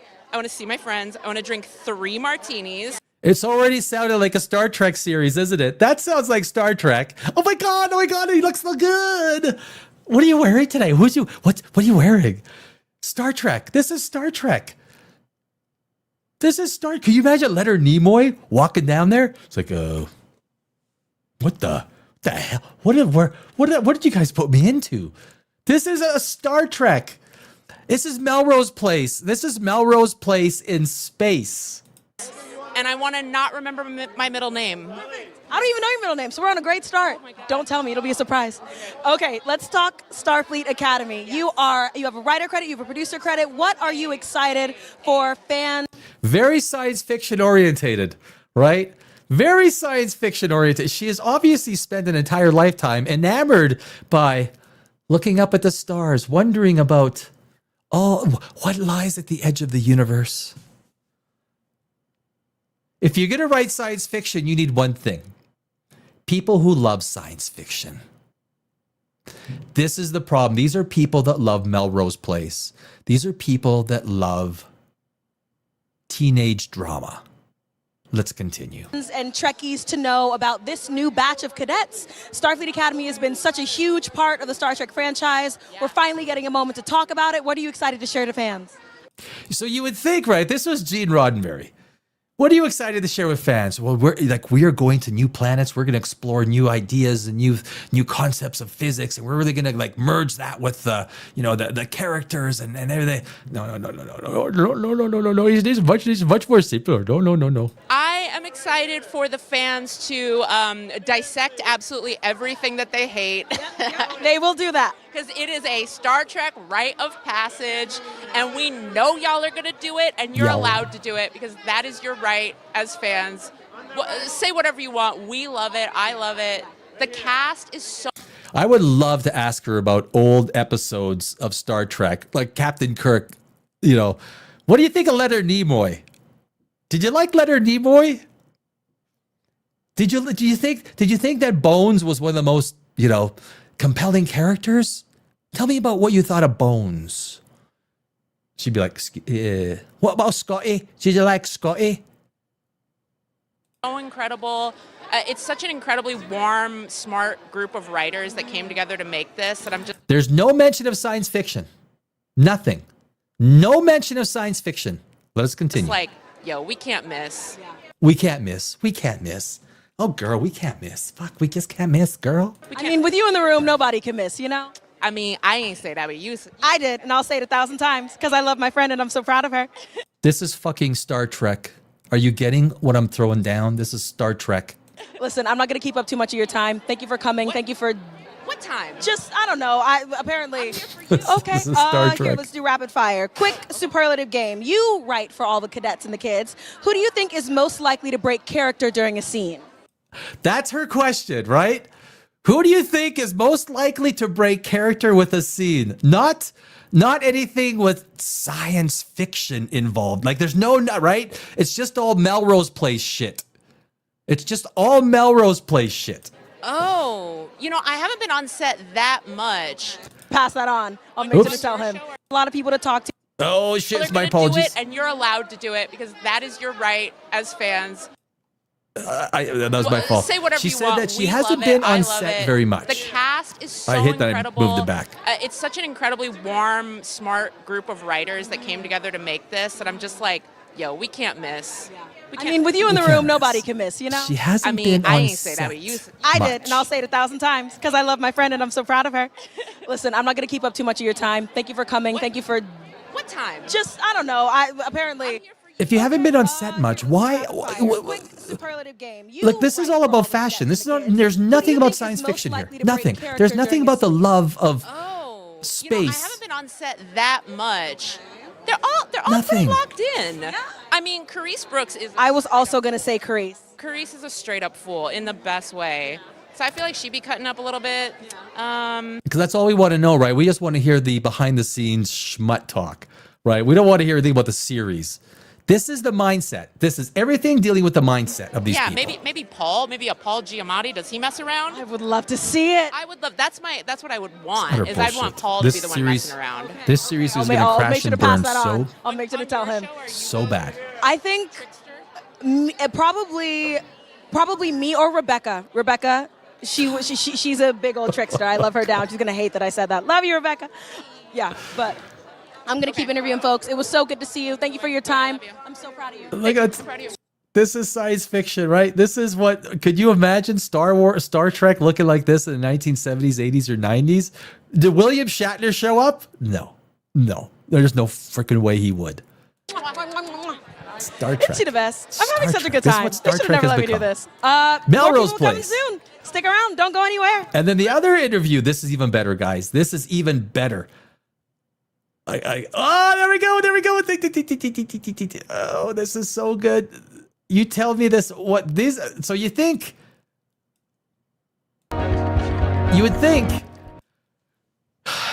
that you are on a Star Trek show, right? And that you are going to be, look, this is about science, this is about space, this is about all these things that Gene Roddenberry exposed or allowed us to think about, right? Conceptually, what did the original Star Trek allow us to do? Think about things that perhaps we never thought about in ways we never thought about. Even Star Trek: The Next Generation, even the Cisco, the space Deep Space Nine. And then I haven't watched enough Voyager, but look, the new shows. So this is Starfleet Academy, the New York premiere. This is, if there's nothing that shows you how unscience this stuff is, listen to this.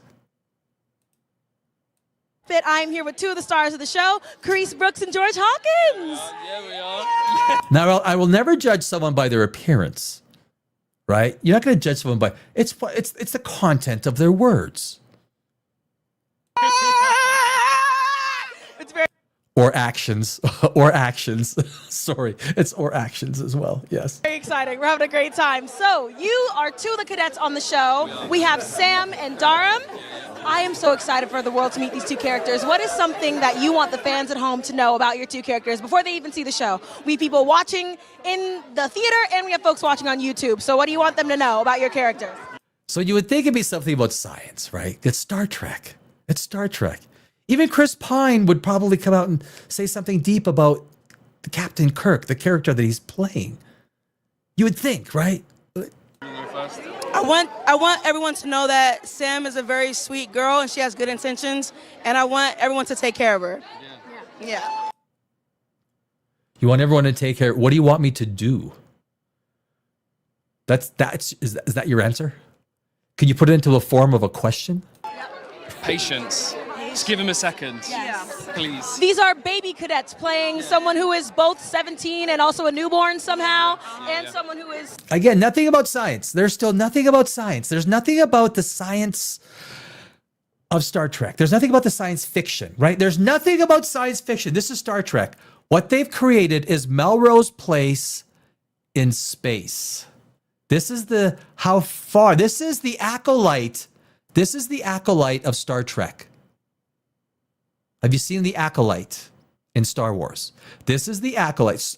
Starfleet, still getting used to the world of Starfleet Academy, brushing off some trauma, getting ready to embrace the new world. I won't let you guys see my cards and what questions I'm asking, but I will. There are things on here that I'm not allowed to say. Okay. I'm not going to ask you any questions about your characters. Listen to these. I'm going to ask you rapid fire questions instead. Rapid fire. Yes. Okay. I'm sweating. It's warm. And you're wearing leather. Actually, let's break it. Let's get into these looks. Let's break into these looks. Let's break into the looks because this is Star Trek. Can we, that was my first impulse, right? It's a Star Trek show. Can we talk about clothing and what you're wearing? Let's not, nothing. There's nothing about the show. There's nothing about science. There's nothing about science fiction. This is the red carpet premiere to the New York showing. They have said nothing about space, science fiction, the love of science fiction. I remember I grew up, you know what? I'd be there going, I grew up on Captain Kirk. I would start naming episodes that I loved. I would like talk about how much I love Leonard Nimoy, Scotty, Bones, how much I love even Picard, Q, number 2. Oh, that's what my answers would be. They want to talk about fashion now, because let's talk about what you're wearing, not about the show. So who are you wearing? Get us into the fashion. Motherfucker. I'm wearing Vaquera. I'm wearing Natalie. I forget the last name, but it's on Melrose. That's the hat. It says Vitaly, all this. I mean, this is Majuri. This is Vitaly. Star Trek. Vitaly. Dripped. Star Trek. You know what I'm saying? Drip down. Amazon right here. Yeah. What does it matter? If it was me, it's like, what does it matter what I'm? Dear God, I'm like standing in the footsteps of William Shatner. Who cares what I'm wearing? This will be my answer. Who cares what I'm wearing? You do realize I am literally walking in the footsteps of William Shatner. Leonard Nimoy. You want to know what I'm wearing? Are you stupid? Please give me a question about Picard or like something. Like, I have got a responsibility to this TV show because if I fuck it up, I will forever be. I don't want William Shatner. He's alive. I don't want William Shatner saying bad things about me. I don't. And I met him once. Yeah. I don't even know. You look great. I don't know. Everyone looks. That's the thing. We've heard that Starfleet Academy is scary. It's sexy. It's new. It's bright. It's exciting. Oh, yeah. And we have proof Oh, yeah. right here. So, rapid fire questions. Who amongst your cast is probably most likely to wrangle the group to hang out off set, like on a weekend? Who's the party starter in the cast? You know what? Not even a science question again. Which fuck me. So the question is, which cast member is most likely to wrangle the cast and go out drinking on a Saturday night? Still no questions about science fiction. No questions about the original Star Trek. No questions about the legacy that they're trying to maintain. No questions about the characters and what they're, the idea of how they relate to the science. This Starfleet Academy happens 1,000 years after William Shatner, Spock, Captain Kirk, Bones, Scotty, Sulu, Uhura. 1,000 years. But yet they can't even ask one question. Not one. This is the New York premiere of Starfleet Academy. They cannot ask one question. They're asking questions about what they're wearing, which actor is most likely to wrangle all the actors up and go drinking on a Saturday night. It's not even here, Romeo. Yeah. I would say either Romeo. Guys. Or sometimes Sandro can gather the girls. Sandro can gather the girls. Yeah. He's there. Sometimes, yeah. Bella can gather the girls sometimes. Yeah. I think we're more low key though. We're like, do you want to just hang out? Yeah. Do you want to just like vibe? Low key is the word we're going to use for the people. Gorgeous. Genuinely. Who is most likely to break character on set? That's her next question. You get what I'm throwing down, right? This is why when I watch this thing, I'm like, oh my God, what do I do with this? Like, how do I present this? Unbelievable. Still not a question, anything. Like, what was your fondest memory of Captain Kirk? But what? Who? Who's that? Oh, sorry, Captain who? But these are all like seasoned performers. They are all people who. Seasoned performers. I'm gonna say Bella, yeah. That's the second time Bella's been called out. Just so you know. Just so you know. Who's young? Gina. Seasoned performers. A Star Trek. It's premiering on January 15th. Star Trek. It's their new trailer has 64,000 views. Star Trek. Yeah. And Tig. Really? Yeah. Oh, yeah, fair. Yeah. Well, yes. Okay. Who else? What else? Who is most likely? Who is that on the right? Is that like a wrestling star? She's got what? Is that a world wrestling belt? What the fuck? What has Star Trek turned into? Does someone know in chat who that girl on the right is? I have to go look up prices for tools. No, that's important. I know. Happy birthday. If you don't come back, happy birthday.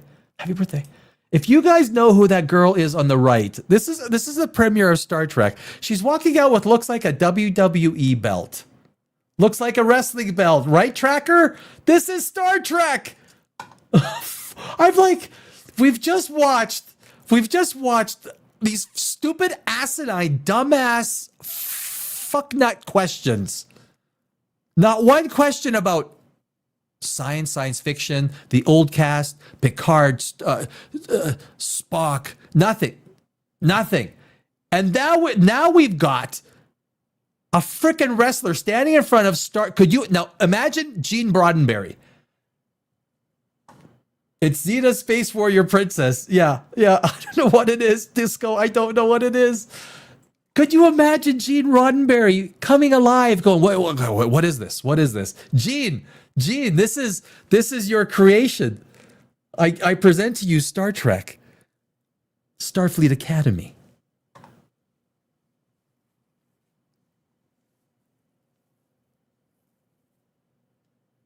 The character is most likely to host a killer dorm party.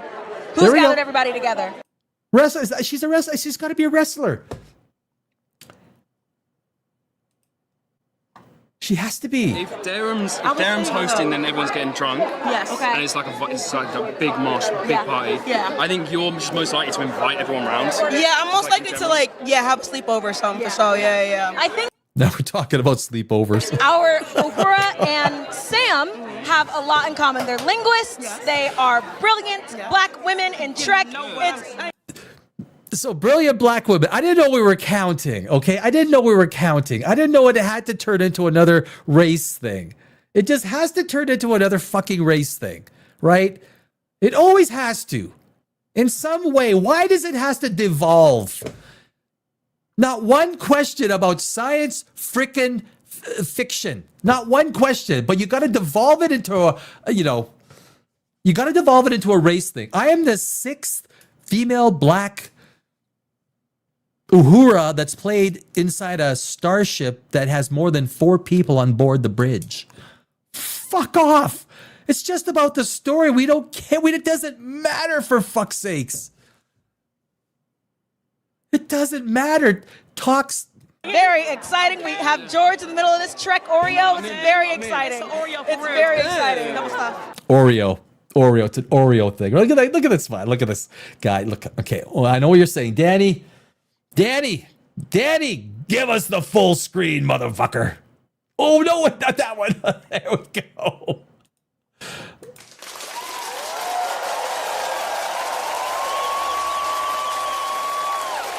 Take a picture, guys. If you want a picture, take it now. That is science. Take a picture for Gene Roddenberry. Take a picture for Gene Roddenberry. This is Star Trek. This is Star Trek. Oh.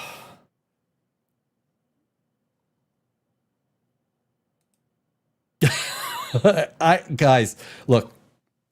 It has nothing to do with what someone looks like. It has what their passion is. These people's passion is not science fiction. What? Now that you have been in this, okay, I'm getting that wrap up saying live. One more question. Don't leave. Oh, now no, that we're you here. have We're here. been We're here listening. for a season and a half, what would you like to tell yourself? First day of Trek, first day on set. What is something you would love to tell that version of yourself? There's got to be some great Star Trek answer, right? Something that even William Shatner will look up and say, wow, that was really respect to Gene Roddenberry. What's her answer? Oh, wow. You're going to smash it. Yeah. Oh, Just great love answer. every moment. Yeah. Smile. Yes. Look at the look on her face. The open mouth, the like,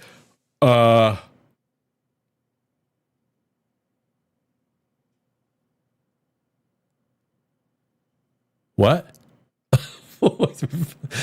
You know there's no science. You just know there's nothing to do with science. Science fiction. Paying homage to those in Star Trek that came before you. Who's Captain Kirk? Picard? Q?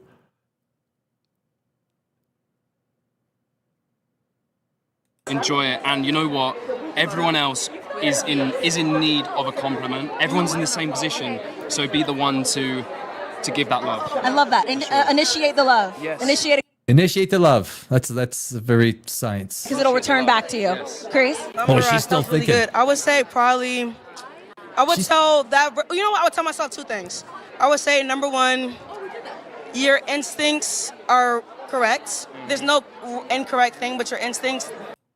There's no incorrect thing that are instincts.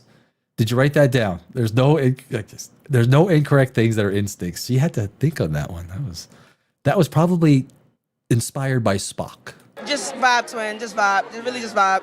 And also the second thing is, you know this, but remember it's a marathon, not a sprint. So really, maybe drink some water, eat an apple at some point. You know. It's good advice. Good advice.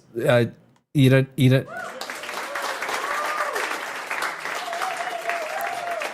She had a minute and a half to think of her answer. I'm saying, yeah. Out of I just, all I want to do is everything that came before me, that William Shatner, Leonard Nimoy, and that everyone else that came before me. I just want to do justice to the decades of amazing science fiction dreaming that countless people have done, and I'm just allowed to be the next generation of Star Trek. No, it has nothing to do with that. Nothing. They had not once did they mention anything with old Star Trek, science fiction, nothing. All about drinking, partying, and what you're wearing. It's fucking Melrose Place in space. Context spoiler for season 1 in one word. One word out of context spoiler that people will know after they've seen it, but out of context that won't get you or me fired. Quickly. Sushi.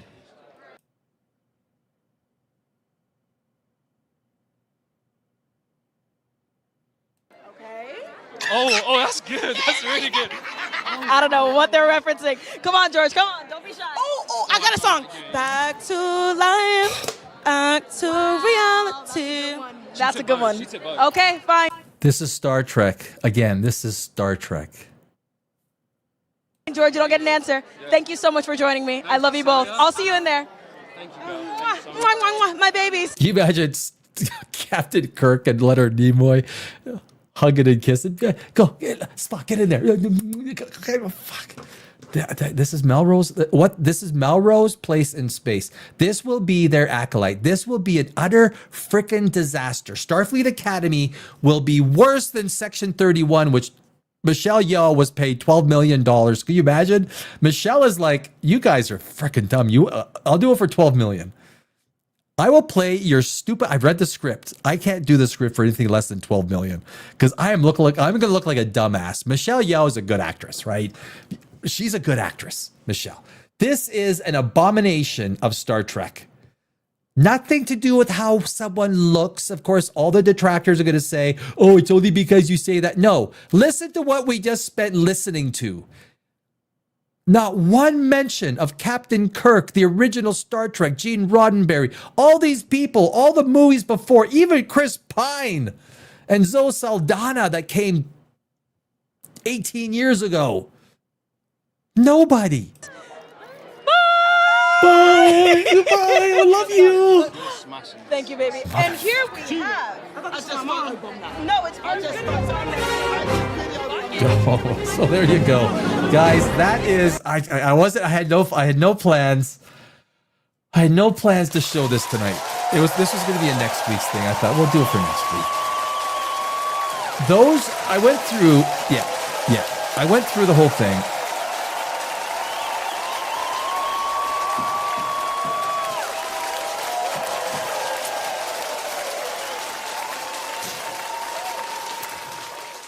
I went through the whole thing and I was like, I mean, okay,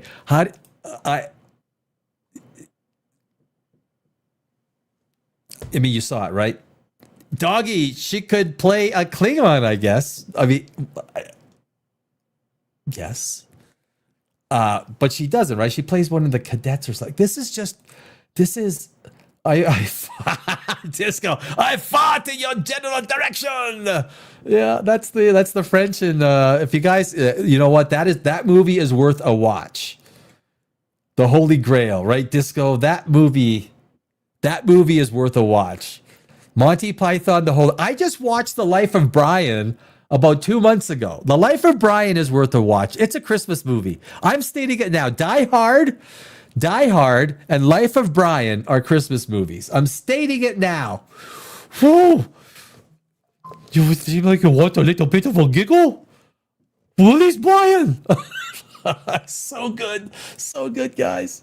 Wondering if I should buy my tools new or used for the upholstery carpenter. Oh, right, you've got the upholstery. You're doing the upholstery shop, right?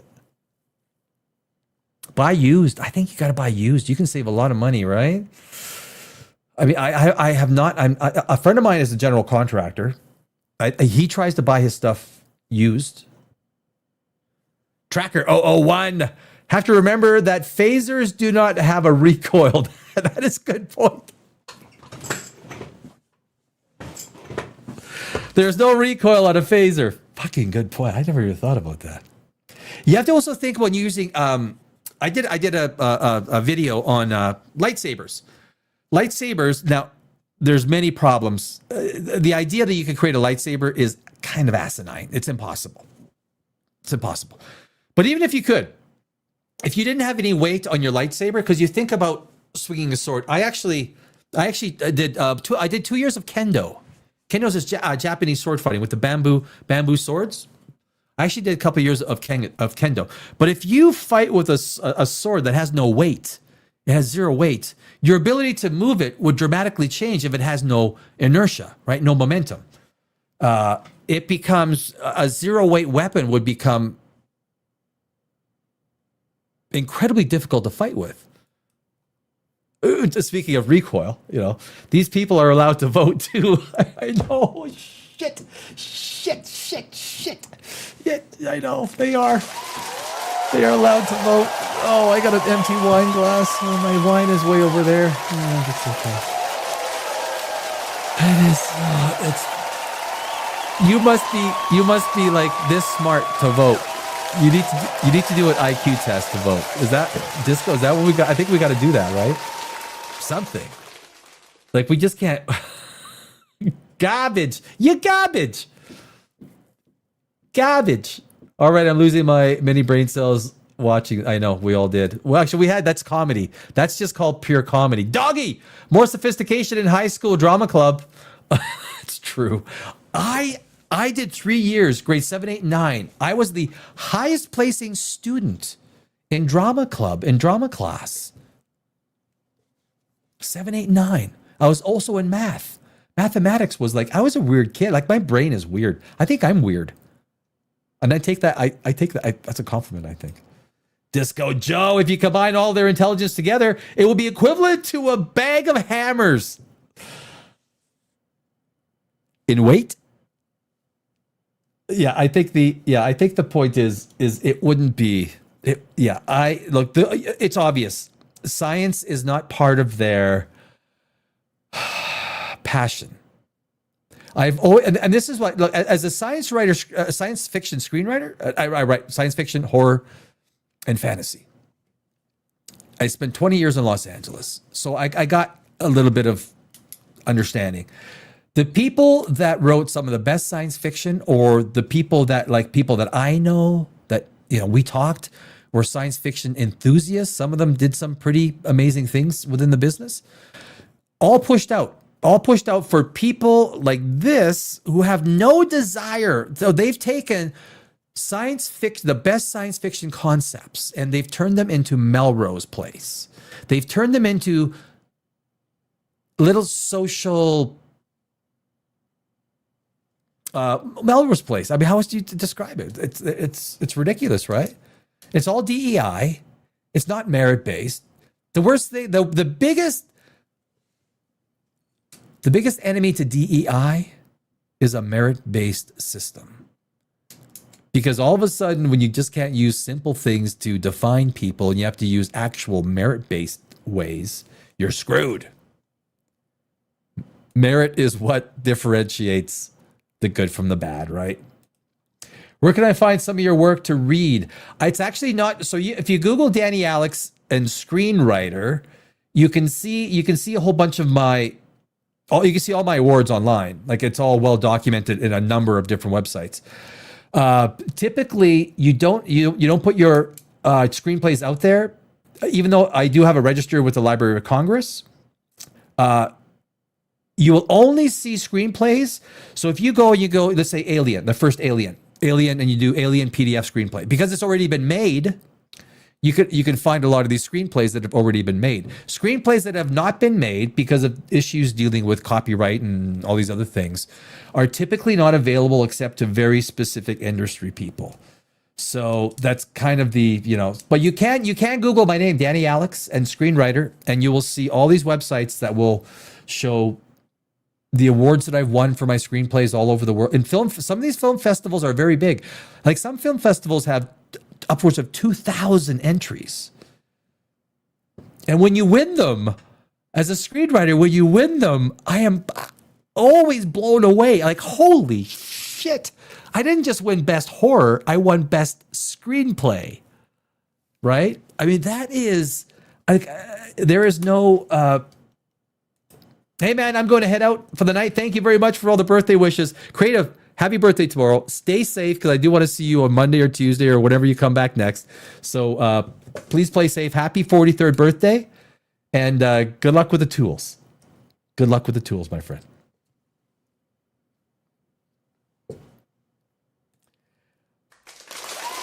Creative Creature. It's his birthday tomorrow. He's turning 43. It's always a good thing. Like it is. Like, we all want to be, we all want to feel good about it.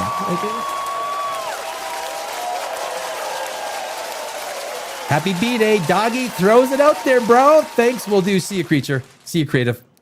Always a pleasure. Thank you. Always a pleasure. Always.